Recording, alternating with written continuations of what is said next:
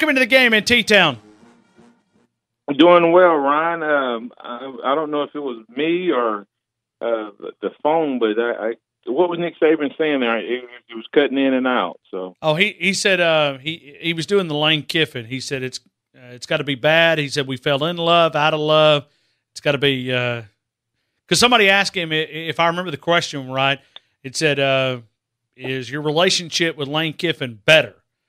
And he said, "Better? Does it have to be worse?" And that's when he did the fell in love, out of love, in love, and all that. Oh, okay. We're just playing random. Not really we're trying to get ready for Nick Saban's press conference. What we're hoping is he walks in the room, knocks the podium down, starts throwing chairs. We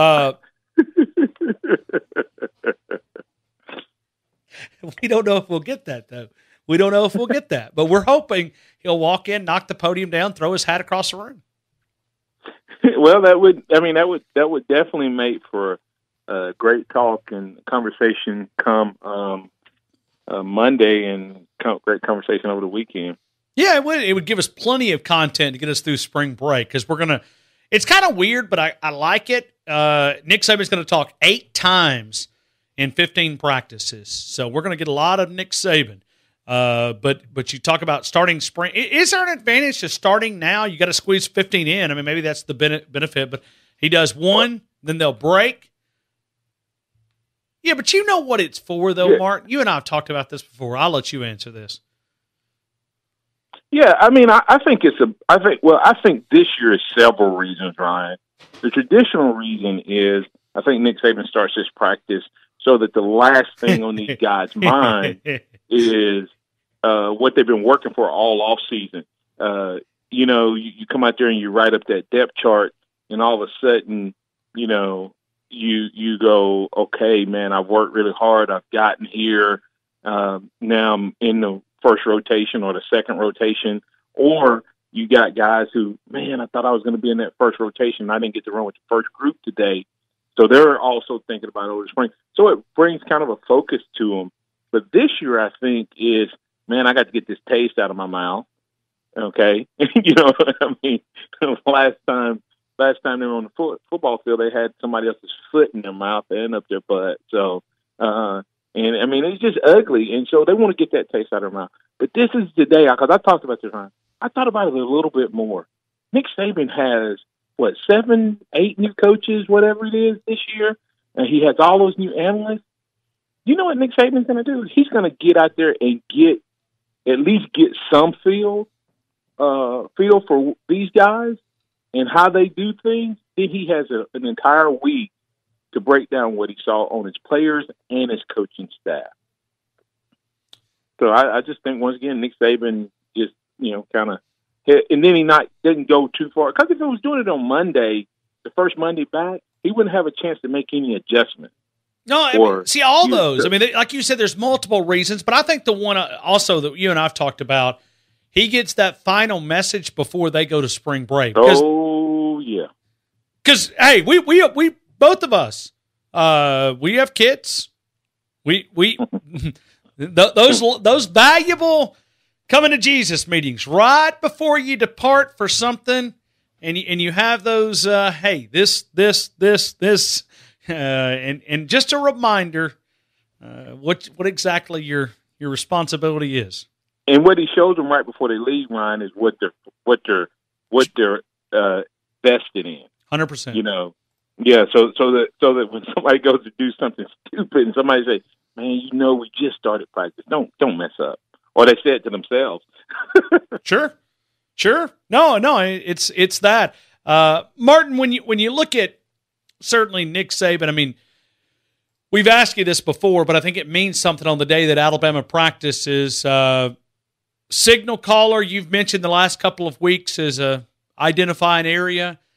Kicking, backup quarterback. The conversation never ends. It is tons of conversations. Is this the most conversations of questions that you've had about a spring going into Nick Saban in 12 years?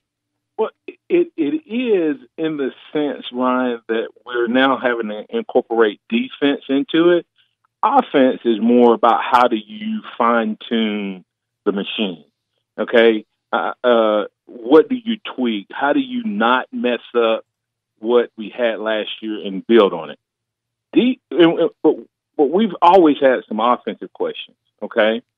But we've never had – I think the defensive questions this year are magnified, Ryan, because we had them last year and we were worried about last year's defense. And to me, this defense has even more questions, even though you didn't lose as many, starters per se, you still end up with just as many questions around this team. And you're right. There's so many questions that are circling around this Alabama team. I think they're going to answer them, but they definitely got to get on it quick.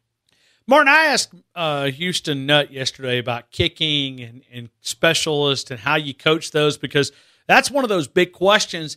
But I don't know if you can put a heavy emphasis on it, because you can't make those guys nervous. I mean, you know what I mean? You got to manage kickers a lot different than you manage fullbacks or offensive linemen or running backs, wide receivers. What approach do you? I mean, you want competition, but Well, see, I think what's happened, Ryan, is recruiting is so big, and I'm not dogging these guys. I'm not dogging the camps or anything. I just think the recruiting is such a battleground right now that you have to prioritize, right? And I believe, and they're not, none of them are going to admit it, but I think they put more stock on any position. They put more stock on these kicking coaches, kicking camps than they do any other position. Everything else, I think, is really, truly about them spending many, many hours evaluating them. I think coaches like Coach Saban say, okay, we're going to trust these kickers. And what happens, Ryan, is these kickers are bought. They purchase themselves, some of them, they purchase themselves into being a top-ranked kicker. I mean, Bullivas, his long in high school was 30-something yards, and he was a top 5 kicker. How does that happen? I just told you how it happens. They go to these coaching camps and want the kid who has, let me say this correctly, the richest dad that's paid the long money for the camps. The longest amount of time, and the kid's been to the most camps. And I hate, and this doesn't mean that the camps aren't legit, meaning that they don't help the kids get better. But just way too often I see kickers that are not highly rated go to these other schools and shine. And then the top-ranked kickers hardly ever make it. So that's what I believe it is. Well, but I think it happens. Listen, being in the media guy, I mean, Martin Houston knows where I'm going. I had a position coach on here one time and found out. I mean, listen. I mean, he had advantages to make. Man, there was financial, and he took me to the cleaners. Man, I bought hook, line, and sinker right into this position coach, quarterback coach, and they do it. I mean, there's a profit. There's a business here. It's marketing. And you just nailed it. There's money to be made by it, and that's what I believe happened. Hey, Ryan, I'm gonna ask you this. Here's a question that it did even. I've been going through, and I guess just in the last day or so, it really dawned on me. We're talking about making this transition to more of a pro style with, I guess, pro style principles from a variety of formations, but more of a straight downhill, gap running scheme. The one thing that we have not asked, and I didn't ask it until today, is do we have the personnel to do that? I think we can find the linemen, the interior linemen. I think we'll have those 5, especially based off of what was said on your show yesterday. Make you feel good that Leatherwood could have been kicked out the left tackle this year if things had gone differently. But what about the wide receivers and the tight end? Forstall, I think, is going to be he's going to be a better NFL tight end than he is probably college. But is he a blocker? Is Tennyson a blocker? Is Kedrick James ready? Last time we saw him, he was getting kicked, sent back home. That, and then the wide receivers. Do we have a Julio Jones that turns 5, 7, 10-yard runs into 80-yard runs? Last year, Ryan, we had 170-yard run, 150-yard run, and a 44-yard run. And know who had the 44-yard run? Tua against LSU. Yeah, and let me add this to this. I mean, not that I'm trying to make this more complex than what it is. Kedrick James was not at practice. Oh, wow. So, and there you go. So that's what I'm saying. Last time. Now that was during the media viewing period, which at times, I've watched them run out, the locker rooms. Yeah. So yeah. that is. But the last time we saw him, sure, was he was in trouble, right? And I know for a fact, I know based on pretty good sources, based on the recruiting trail out there, according to Hank South with 247 Sports and Bama Online Recruiting, Nick Saban has been hot and heavy trying to get a couple of tight ends to transfer. And it looks like one of the guys he was hot and heavy on is the tight end from Rutgers, who was recruited by Coach Flood, the new offensive line coach. And so he's a grad transfer, and I heard there's a grad transfer from somewhere out west, Utah or something like that they're looking at. But they got to find the tight end. If we're going to do what we're talking about doing, have more of a running game, you're going to have tight ends that can block and wide receivers that's willing to stick their head in there. And as good as they are, Ron, they're as talented as any group of wide receivers in the country, possibly ever. But will they block? Will they do their role when it comes to when they don't have the ball in their hand? The ball's not thrown to them. And will they help extend those running plays? Yeah, don't you? And I think that hurt us last year.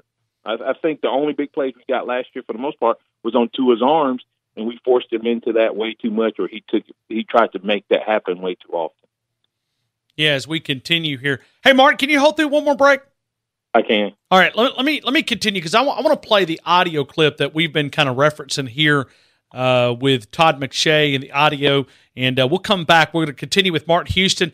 Nick Saban going to be talking in the next 25 minutes. We will carry that live press conference here on the game in Tuscaloosa and Tide, 102.9 and 100.9, the home of Alabama Crimson Tide Sports. I want to play an audio clip when we listened back to Todd McShay from ESPN, and he was asked about Jonah Williams, and this is the way it sounded. We're an ESPN affiliate. We were able to obtain the audio from a teleconference that he did, and this is what Todd McShay, the lead draft analyst for ESPN, had to say when asked about Jonah Williams and the possibility of him moving inside at the next level. For 3 years. He's played right on the right side, finished up on the left side at Alabama, and I think he can play tackle. Maybe it's on the right. If he wants to move into guard, I think he'd be a great guard too. So at the end of the day, I think Jonah Williams, while we're going to, beat it to death about the arm length and tackles and all that stuff, there are plenty of examples of guys that have had success in the NFL at a very high level with shorter arms. And I know he wants to play tackle. I know that was an issue at Alabama. They wanted to move him to center, and he didn't want to do it. So at the end of the day, I think he's going to do everything he can to play that tackle position, and I think he'll be just fine. I think he'll be a great guard if he winds up moving inside. There it is. That is Todd McShay from ESPN. Martin, I want to hear your gut reaction to that. There it is, the audio from Todd McShay. Well, the first thing that jumps out at me is they wanted to move him, but they didn't. So why did they not move him? Did they not move him, Ryan, because he was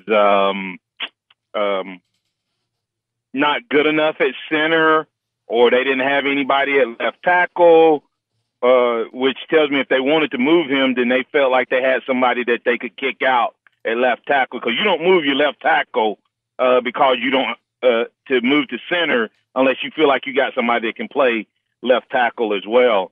So that would be my first thing, is several firsts this past year for Nick Saban, having to manage not only the quarterback situation and all of the new coaches and et cetera. It sounded like one of his top players dictated to him what he would do in the program, and that's never a good thing.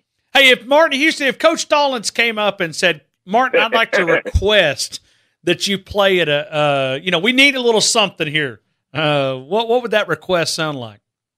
I would get, first of all, if I walked in, the depth chart would probably already say it. But there wouldn't be a conversation about whether you like it or not. Now, they could have tried it, and then maybe we had conversation. but I don't think Coach Stallings would have negotiated with me necessarily about changing positions, especially in a need situation, Ryan. When you're the backup guy and things like that, I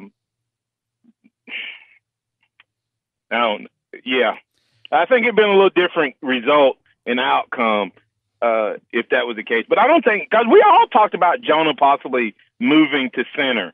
He was smart, he was experienced, and that's what you needed at that position. And hey, who knows? The team could have been better if he'd been the center and Pierschbacher stayed at guard and Leatherwood at tackle.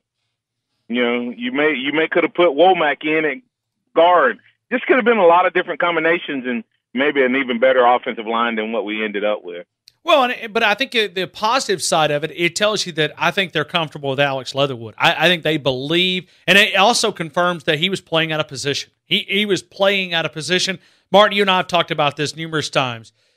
For some reason, he was not comfortable at right guard. Yeah, and part of that, Ryan, is in the traffic.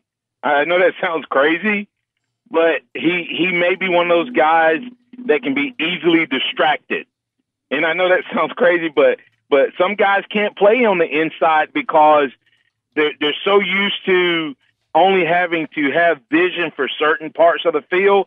Like a left tackle, man, he doesn't have to worry about as much all across the field. But when you're at guard, you have the center and the backside linebacker, front side linebacker, the end shading in on you, the end sliding out, the defensive end doing a loop from the outside. So many more people can come to those insides. And he could have been easily distracted by that.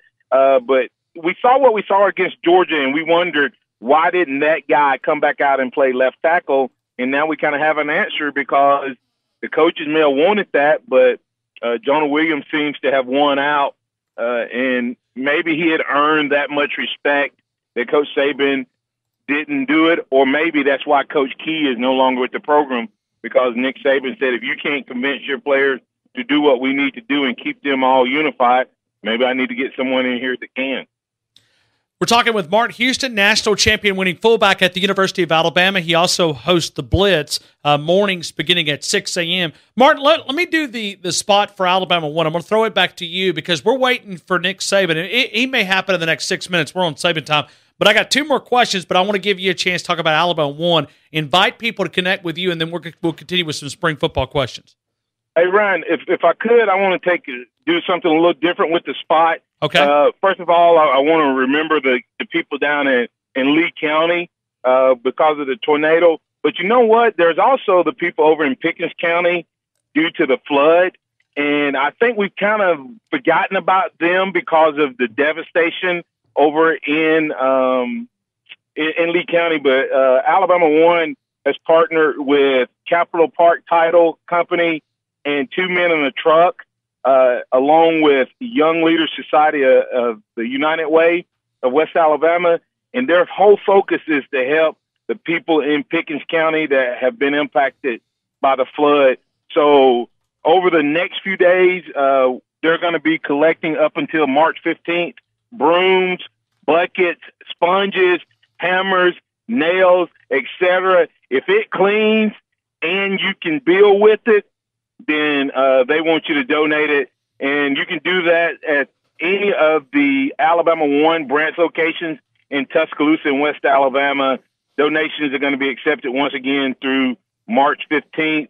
For a complete list of all of the items that they would like to have, Ryan, your listeners can go to alabama1.org. And once again, this is not a slight on the people over in Lee County, but the Pickens County people are home in our listening area, and we just wanted to, in our service area, and we wanted to invite them to help those who are impacted by the flood, because it has been devastating over there. And you can do that once again by visiting alabama1.org, see the entire list, and then you can make the drop-offs at Alabama 1 branches. And once again, that's partnership with Capitol Park Title Company, 2 Men in a Truck, Young Leaders Society, the United Way of West Alabama, and Alabama 1. So thanks for letting me do that, man. No, absolutely. Thank you. And certainly bringing that back to the forefront of our attention. And listen, we cross over the river every single day, and you could see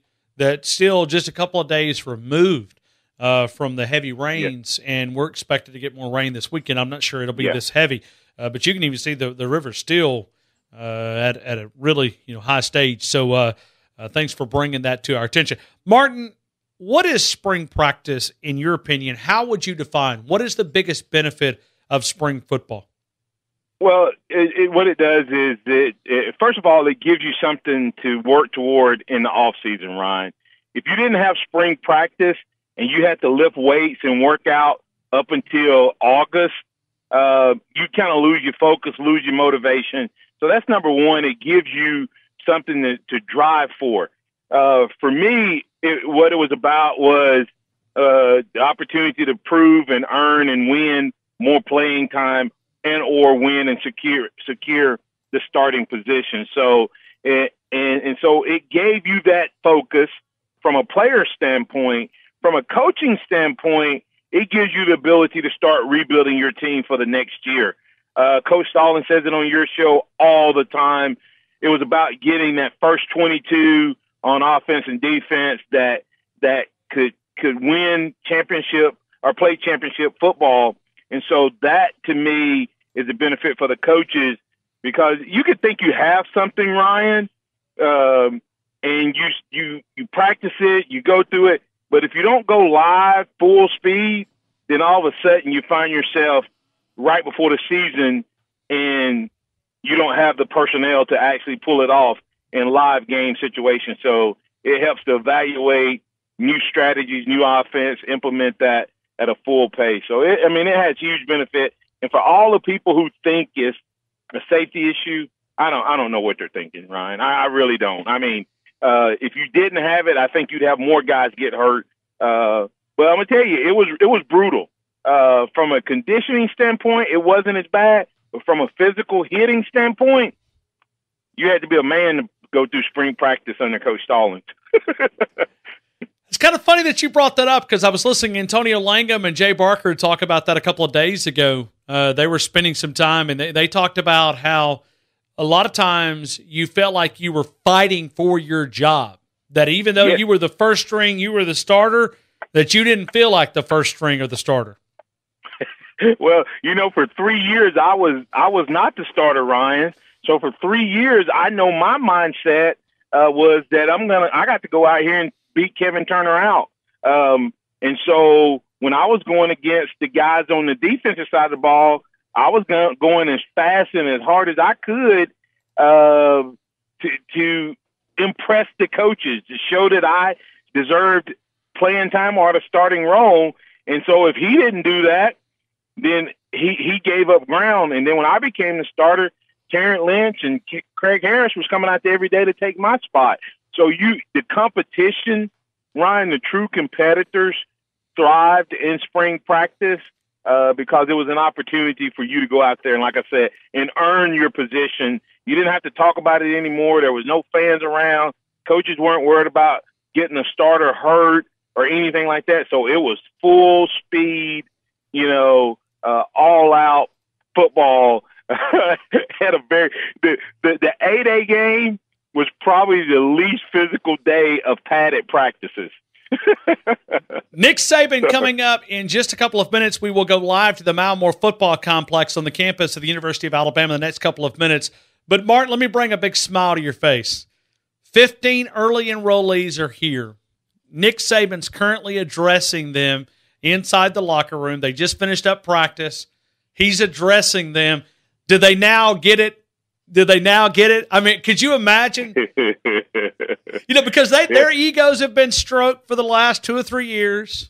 Could you imagine the breakdown part of Nick Saban? I can tell you this.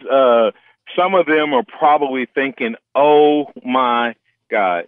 Because, Ryan, I'm telling you, there's nothing like it where you have been the top player or one of the top players virtually in every game you've ever played in for the last 3 or 4 years, okay?